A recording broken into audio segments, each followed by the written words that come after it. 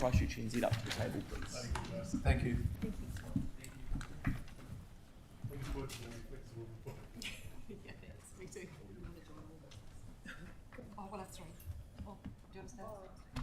Welcome along, team. Hello. We're in your hands. Thank you. Hello. Welcome back, everybody. Nice to meet new faces. Hi. Morena. Morena, everybody. So thank you for having us here today. We're here to introduce a review of ChristchurchNZ's performance in FY25. We'll also include some key highlights and results from the first quarter of this financial year. As chair of the board, I'd just like to say that our focus is very much on ensuring that you as the shareholder get meaningful returns from your investment in ChristchurchNZ. And as you'll see from Ali's presentation, the organisation delivered in many cases significantly overachieved on both its levels of service and its organisational KPIs for FY25, as agreed with you. We're also on track to meet those targets in the current financial year. As we're all aware, Otatahi Christchurch continues to capture positive headlines despite challenging economic conditions locally, nationally and globally over the past year. There we go. Sorry. That's what I'm there for. It's already added value. Sorry, this is the double-sided printing. So I think the key thing is to maintain that momentum and continue to grow this economy will require a continued effort and collaboration. We're taking a long-term view really and ensuring that we rely on coordinated efforts across the city. When I'm asked what this organisation does, I say it's in the business of creating jobs, whether that's by attracting tourists and events to the city, ensuring that visitor dollars flow to small and often family-owned businesses like shops and cafes, or by attracting businesses to invest here, often creating hundreds of sought-after jobs, sort of large-scale investment. In the year itself, significant milestones have been achieved through strategic and commercial partnerships. A couple of notable examples you'll be aware of include the Christchurch Engine Centre's commitment of $250 million and Biora's decision to establish a $17 million manufacturing facility in Christchurch. ChristchurchNZ has played a clear role in both of those projects, which will deliver long-term benefits. The city's tourism or visitor economy continues to grow, supported by a strong calendar of major events, which you'll know are one of the major levers we have to drive tourism, business events and city promotion, as well as significant supplementary central government funding that ChristchurchNZ has attracted during the year. The city's support of Electric Avenue, delivered via ChristchurchNZ, helped the event to grow to 2 days and become the largest music festival in Australasia, leading to 63,000 visitor nights and 10.4 million in visitor spend in the city. A key measure of success that we monitor is international arrivals at Christchurch Airport, which increased by 13% in the 3 months to June 25 compared to the corresponding period in the previous year. In the coming financial year, ChristchurchNZ remains committed to accelerating the city's momentum in what's an important inflection point for the city as we enter the next phase of city growth. And on behalf of the board, I just want to thank you for your continued support. Ali's going to take you through some of the year's results in more detail.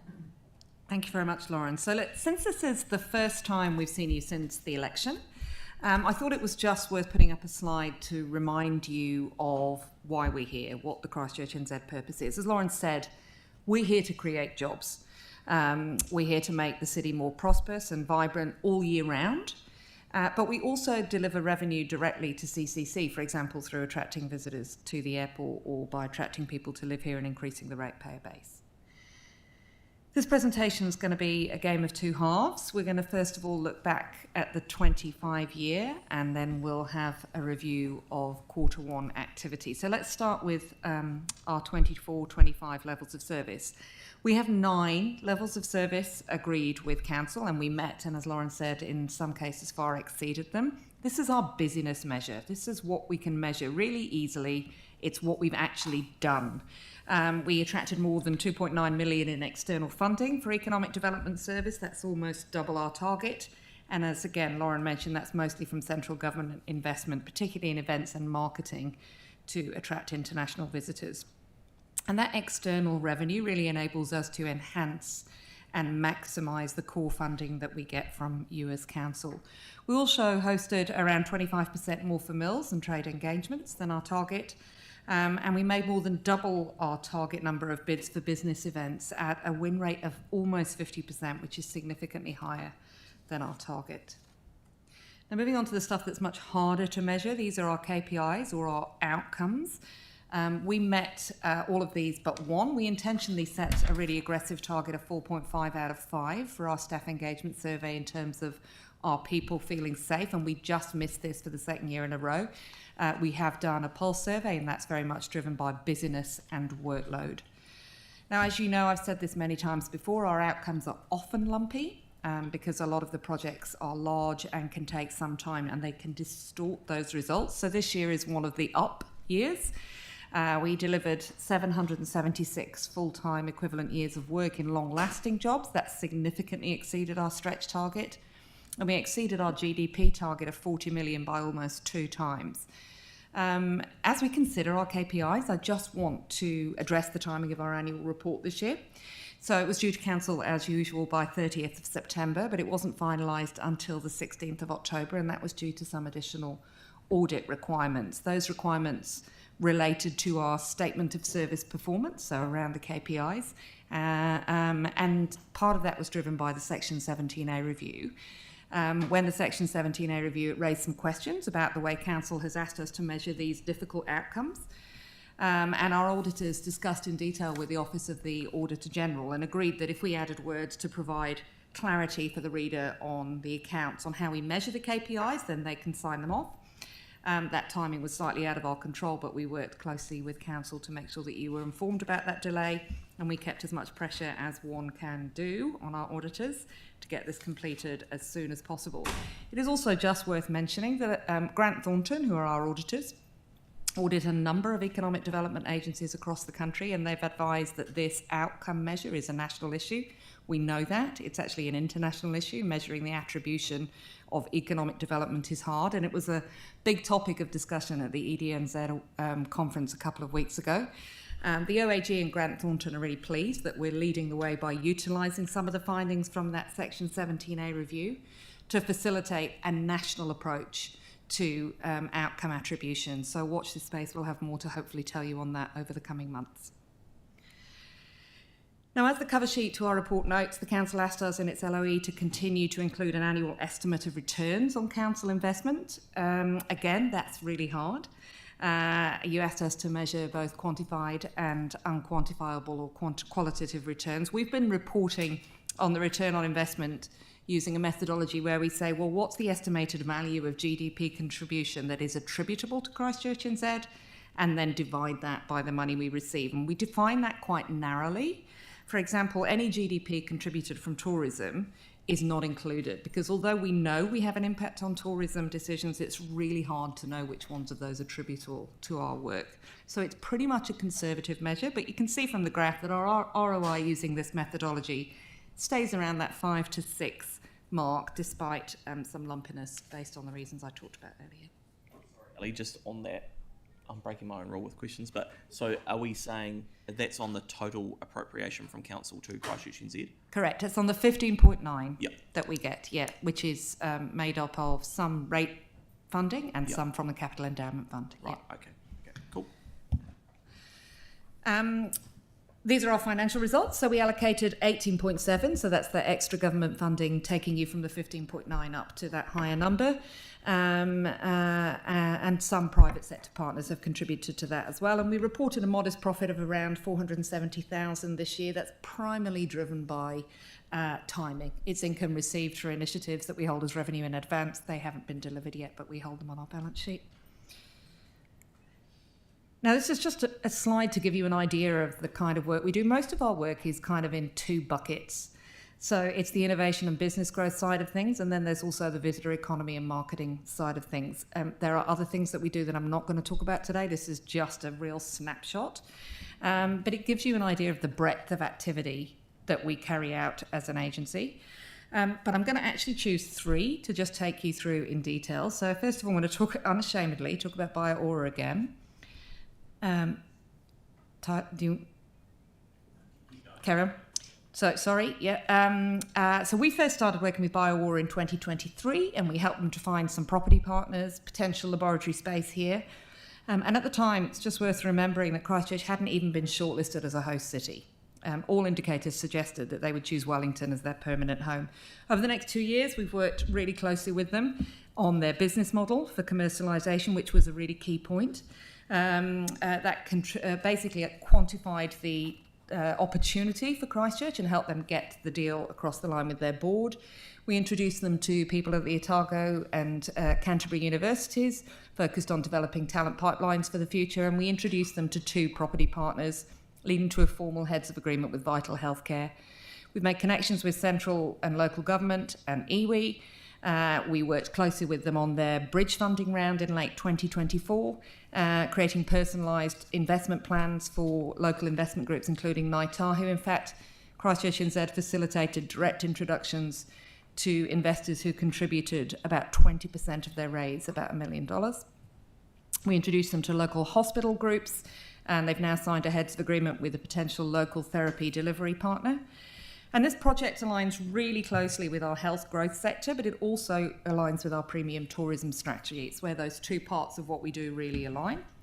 And it also starts to position the city as a future global immunotherapy centre. Most importantly, I think it's just worth saying that whilst this is a really important economic benefit for the city, once it is established, it should deliver at least $250 million per year in GDP to the city and 482 high-value jobs. So, that's over the first 3 years. Apologies, not per year. That's from now, basically. That's when it is established. All we've encountered in our KPIs at the moment is the construction jobs and the construction cost, which is 70 million and however many jobs it is. Yeah. That's once it's established. It will bring. Is it like next year or is it? Probably next year. Should be going from next year. It is a staged thing and it's out of our control. But yes, hopefully next year. Yeah. Okay. Yeah. But most importantly, it's going to save people's lives. So 250 New Zealanders are diagnosed with terminal B-cell non-Hodgkin lymphoma, and they could be potentially cured by this therapy. So it's making a big difference. And I just wanted to share the news that 2 weeks ago we actually won an award at the National EDNZ Conference for excellence and innovation for this. Secondly, something that doesn't get talked about a lot, but this is our work working one-on-one with businesses. So we provide one-on-one support to a wide range of Christchurch organisations through several central government programmes. They include things like the Regional Business Partners Programme, which is funded through MB, delivery of business mentors, and facilitation of access to what were Callaghan Innovation Grants. So rather than talk a lot about, I'm just going to talk about one client to show you how it works. This is an organisation called Overcome. They were born in 2020. Really interesting organisation. They create virtual reality technology to enable you to overcome anxiety and phobias through safe guided exposure therapy. Picture spiders coming up close in the real world and getting closer and closer to them depending on what your phobia is. And they connected with us in 2022. Adam Hutchinson, who you can see here, is the founder. He joined our mayoral delegation to Seattle and Los Angeles, and the mayor actually helped facilitate an introduction to a significant tech industry executive. Working through Callaghan Innovation, we've helped Overcome to secure student grants for over 200,000. And now their platform has reached users in 64 countries, and the company has published 2 successful clinical trials.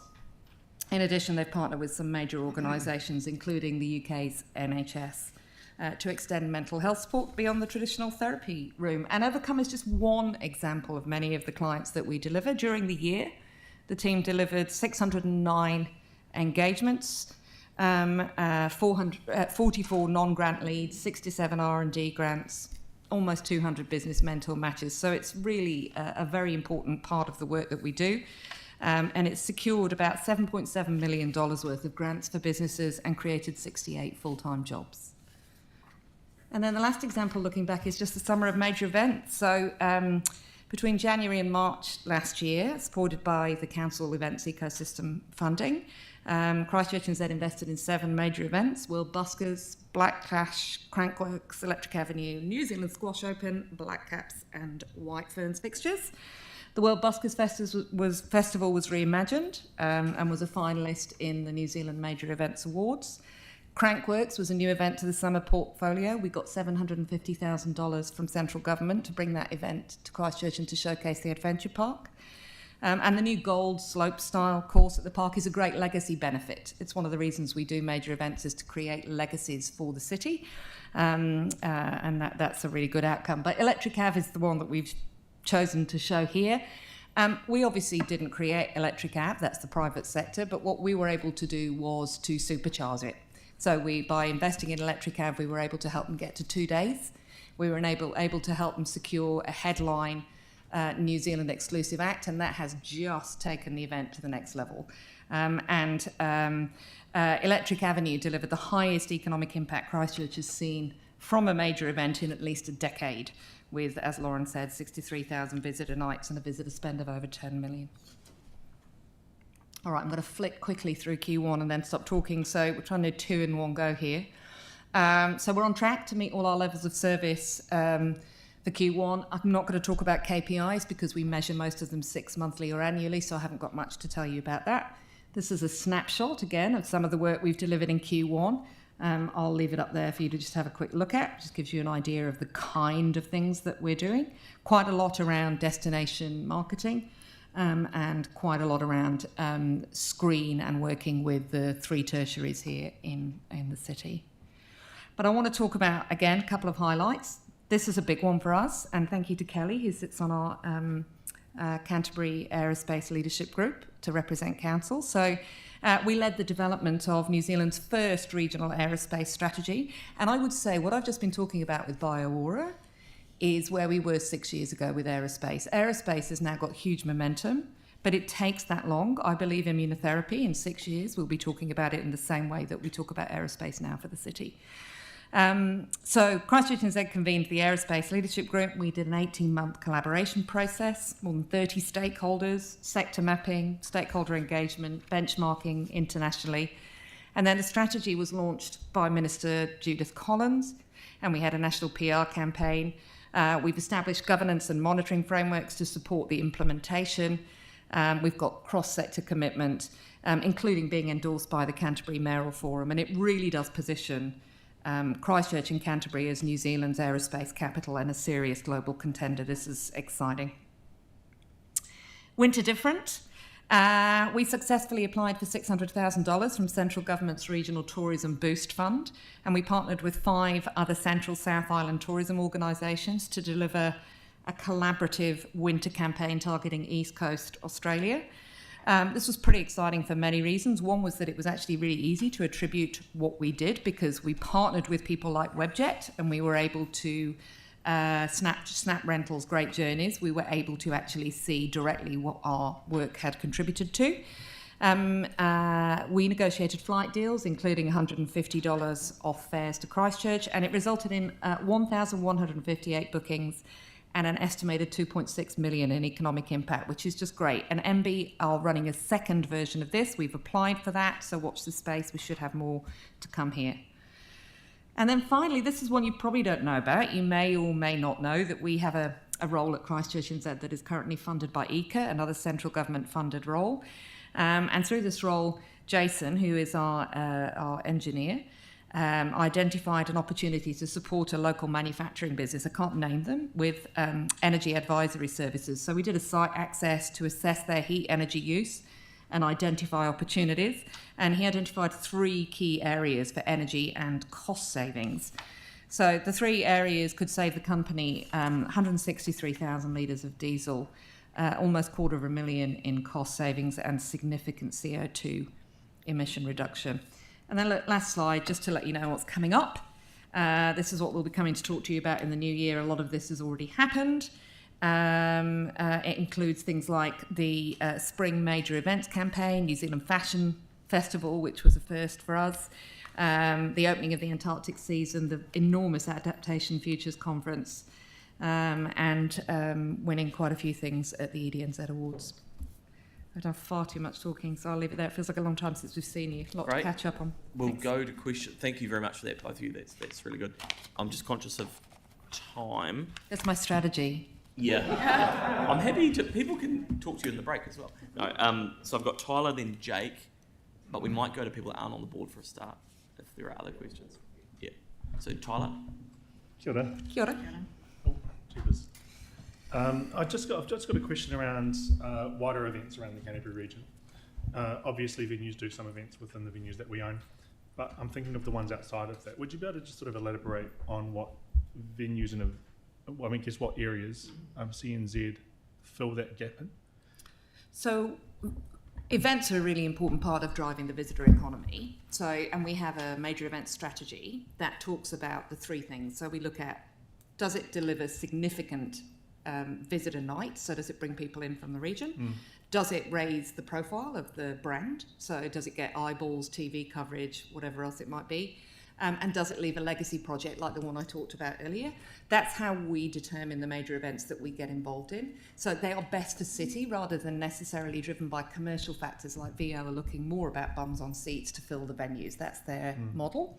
So mostly the best way to think about it is we will only get involved in a VO venue if it fits something outside that. So we wouldn't get involved in an All Blacks test or the Warriors because that's stuff that venues can do on their own, but if it requires a component of leverage and legacy, if it requires a city contract, then that's when ChristchurchNZ would get involved. Anything outside a VO venue will be us, so things like if it's at the Adventure Park, or if it's at Ruapuna, or if it's at Sail GP in Littleton Harbour, those are things that we would get involved in. It's really good to clarify. Yeah, and then community events are the area that council look after. That's where, so, yeah. That leads me on to my next question. Yep, and it's considered a sticky one, but it's in regards to the big stuff that we're obviously talking about at council level. It's around the urban development portfolio, and it's been communicated that you're okay. Can we not talk about that here, PX. please? Okay, Yeah, yeah, that's fine. that was yesterday's private. So, no, it was actually in general. No, can we? You and I can chat about that offline. Okay, sweet. Yep, thanks. Yeah, I've got a list. Yep. What is that? Okay. Jake? Hotel nights. I know we've got a lot more capacity coming online. Is there any quick comments you could make just in regards to how that may open up different parts of the year for further activity or expand existing events like Electric Ave? So I think one of the really exciting things, if you remember, we talked to you about the destination management plans that we pulled together a few years ago. There are 31 destination management plans across the country. The only one of those 31 that has a growth or an ability to accept extra heads on beds is the Canterbury one. And that means that our work with central government at the moment is really good. We're a really helpful partner for central government to get their targets. I think getting the 5-star hotel is going to be really amazing. I think bringing in, particularly for our American audience, that's a gap in the market that we need to fill. But we did a piece of analysis last year that showed that we have really good capacity. And what we're doing is we're using that capacity to work through the City Partners Group and the events ecosystem to see whether we can have more than one event on at the same time. Because otherwise what we would do is we'd think that supercars will fill the city, but actually we can have a Warriors test or, at the same time as that. So it just enables us to spread things throughout the year. And we're looking at, the other thing that we're looking at is we're working with the hotel industry at the moment to see if there are ways that they can contribute to, for example, subvention funding to bring business events or major events outside the season, because we are filling their rooms at times when it's quieter. Have a very strong focus on spring and autumn. Thanks, Ellie. I've been incredibly impressed with your efforts or ChristchurchNZ's efforts to pull together the budding aerospace industry in the Canterbury region, through the airport. And your question is? Yeah, and my question is, in terms of building that, what part have you played in bringing people to Christchurch for conferences and letting the country know that aerospace is operating in Canada? Huge, I think. So we've become, for example, a member of the Space Cities Network. That's with Lausanne and Seattle. That came through our business events conference team. It's a great example, actually, aerospace, of where the two parts of our business, that visitor economy, major events, business events bit, and economic development really complement each other. Because the more that we can bring conferences here that are in line with our growth sectors, then the more that we get a reputation for it, and then the easier it is for us to attract businesses and talent to come here. So absolutely. Is it reflected in some of the figures you put up? Because I see it as a long-term investment, but it must be hard to quantify exactly, how you contribute in that way. It's actually easier for us to quantify what we do in business events and major events than it is in some of the other side of things. So, but I think it's a fair question. Let me go away and see if we can make it a little clearer about what contributes to what. But yeah, to me, that's a perfect example of why we were created as the agency that we are, so that you can leverage all of the different levers in your toolkit to make Christchurch really well known for something. Thank you, Yanni and Celeste. Thank you. And thank you for the work that you've done. I just wanted to check in regards to, well, it's great that you've got MB funding for these campaigns. I'm also mindful that the government introduced a visitor levy. And I'm just wondering, have we applied, or have you had any progress applying to government for access to that levy to fund some of the things that we're doing? So there is an ongoing live central government piece of work to look at how that levy is distributed. It's not something I can talk about at the moment, but I can tell you that we are heavily involved in the direction of travel. But as in terms of the year that we're reporting on, we didn't receive anything from it. We will have received more from central government than most areas in the last year, but it's not directly linked to that levy yet because they haven't determined exactly what they want to do with that levy moving forward. But they have some plans. I've seen early stages of it, but it's really confidential at this point. Right. And in terms of the discussion with the accommodation providers around a contribution, I know in the past, there was kind of like a third-party membership.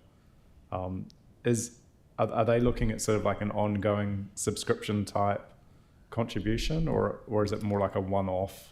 So what we're doing is we're waiting to find out exactly what might happen with that visitor levy and if there is any appetite for a bed tax, because the last thing that we want to do is go to our accommodation providers and have them pay twice. So if that doesn't happen, which will start to get clearer in the new year, then that's when we'll start to say, well, is there something that we could do locally? So we also have, bear in mind, a partner program where a lot of our tourism operators are currently members of our partnership program. They get quite a lot of access to website listings, things like the Winter Different. They'll be the ones that people click through to.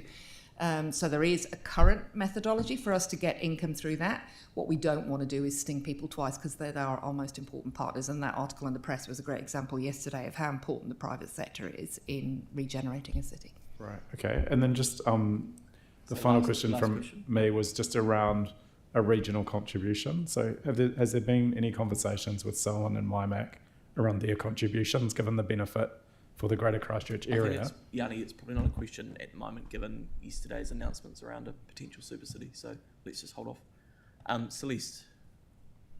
Thank you, and well done. It's really impressive stuff in there, and it's amazing the scope of the work that you've achieved.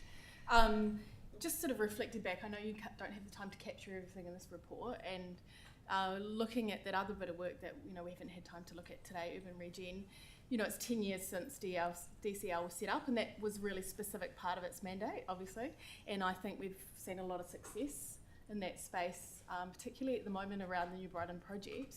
Will we be seeing a sort of a report coming to council where we can sort of look at some of the lessons learned around that? Because I think it would be quite important for council to understand that, because the DCL had that as a specific mandate, was including areas that had suburban master plans to develop, sort of understanding where the gaps were within council and where we need to sort of address those gaps as we move forward. So is there a sort of a report that might be coming to council on that topic?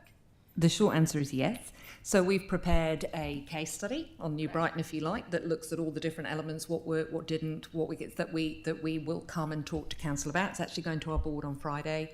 But yes, absolutely, we're very proud of the work that we've done in New Brighton. I haven't talked about Sydenham Yard. There are lots of things we haven't talked about today. But yes, we will make sure that you get that. It's a really great case study. And just because we've got Te Pukamaro, which is the housing development that ChristchurchNZ led, New Brighton, and that's, I think, we've got the official recognition of the final stage of that. But when do you think that might be coming to council, as we're looking ahead to sort of planning for the future? I think it will be before the end of this year. Okay, great. Thank you. Okay, right. So that's good. Do you not like your question, Nathaniel? No, cool. Okay. Yeah. I thought you were going to move it. So you're happy to move it? Yeah. and Tim's happy to second it. All in favour? Against? That's carried. Hey, thank you very much for coming in. Nice to see you. Thank you. Let's break for morning tea now, and then we'll come back about 25